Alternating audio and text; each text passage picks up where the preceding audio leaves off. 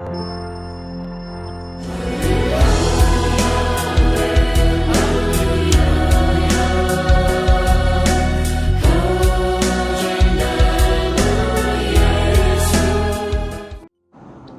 Bapak Ibu yang dikasihi Tuhan Yesus, mari kita berdoa.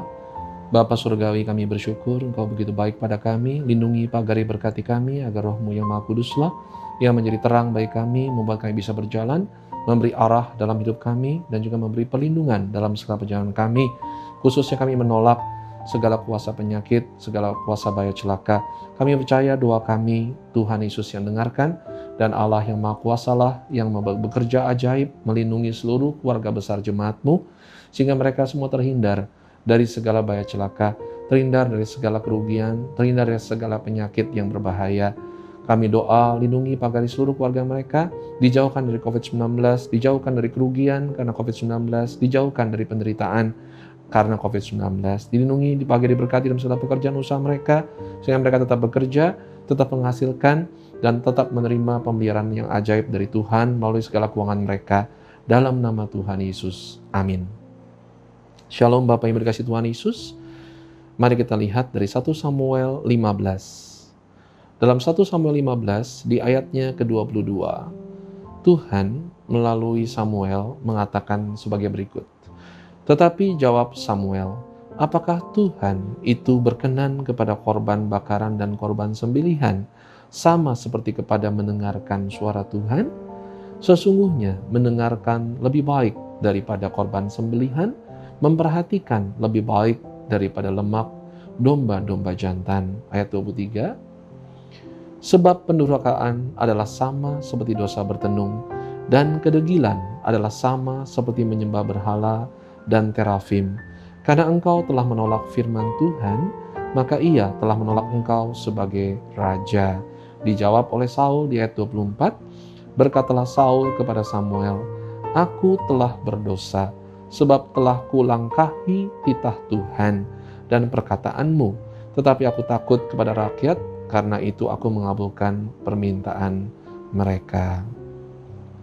Bapak Ibu yang dikasihi Tuhan Yesus, kita percaya apa yang tertera di 1 Samuel 15 khusus ayat 22, 23, dan 24 ini adalah hal yang besar yang diajarkan. Bagaimana seorang Raja Saul, raja pertama bangsa Israel, lepas dari jabatan rajanya, menerima nubuatan untuk ditolak sebagai raja di masa depannya, hanya karena tidak menjalankan perintah Tuhan dengan sebaik-baiknya.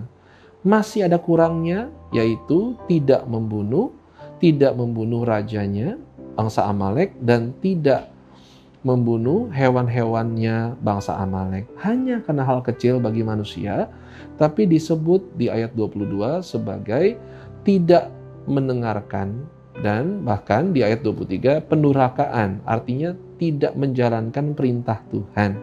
Ya, dan kedegilan artinya kebodohan, artinya keras kepala, merasa benar dalam menjalankannya, itu dianggap sama seperti menyembah berhala bahkan. Sehingga hukumannya besar dan termasuk dalam kehilangan posisi sebagai raja.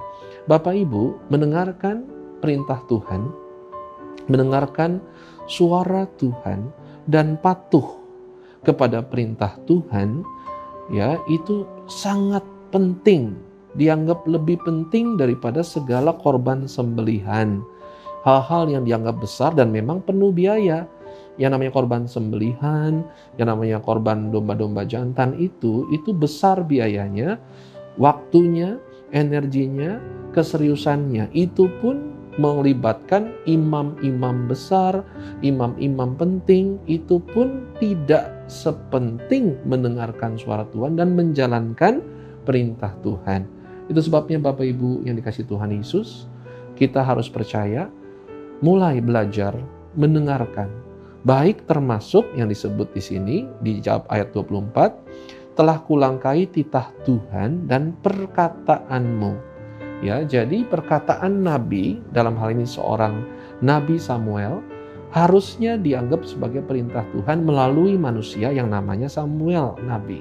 Itu sebabnya Kita tidak selamanya mendengarkan langsung, tapi bisa melalui orang lain yang dipakai Tuhan. Itu sebabnya Bapak Ibu, mari kita percayakan hidup kita yang baru, di mana kita percaya hidup kita yang baru ini bergantung kepada pendengaran akan firman Tuhan. Bapak Ibu, kita punya kitab suci, tulisan manusia yang berasal dari perkataan Tuhan melalui manusia-manusia tersebut. Termasuk dalamnya adalah Nabi Samuel dan termasuk surat 1 Samuel 15 ini. Sehingga kita percaya ini menjadi perintah Tuhan, menjadi perkataan Tuhan yang kita wajib dengarkan. Mari lebih banyak mendengarkan suara Tuhan, khususnya dalam hal membaca firman-firman yang tertulis ini, yaitu perkataan-perkataan yang tertera di dalam kitab suci Perjanjian Lama dan Perjanjian Baru kita yang resmi. Itulah langkah pertama yang harus kita jalankan. Mari kita fokus itu dulu.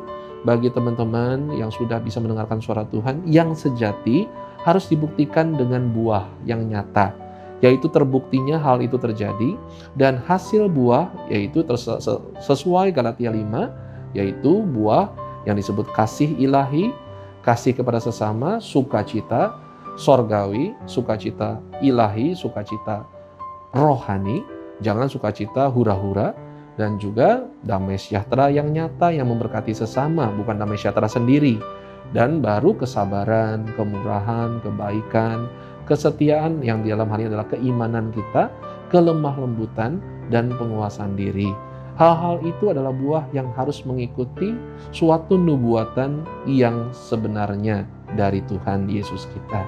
Mari Bapak Ibu, kita senantiasa percaya akan firman Tuhan, baik yang tertulis, yaitu perkataan-perkataan kitab suci, maupun juga hal-hal sehubungan dengan nubuatan yang sesungguhnya, yang sejati, maupun pendengaran akan firman Tuhan dalam bentuk perkataan roh Tuhan Yesus kita melalui individu yang memang ditetapkan untuk mendengarkan. Dengan segala bukti terjadinya, dengan segala bukti buahnya.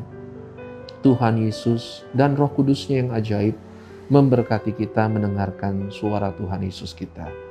Tuhan kita, Raja kita, Allah kita, dalam nama Bapa, Anak, dan Roh Kudus. Dalam nama Tuhan Yesus Kristus, ajaib. Amin.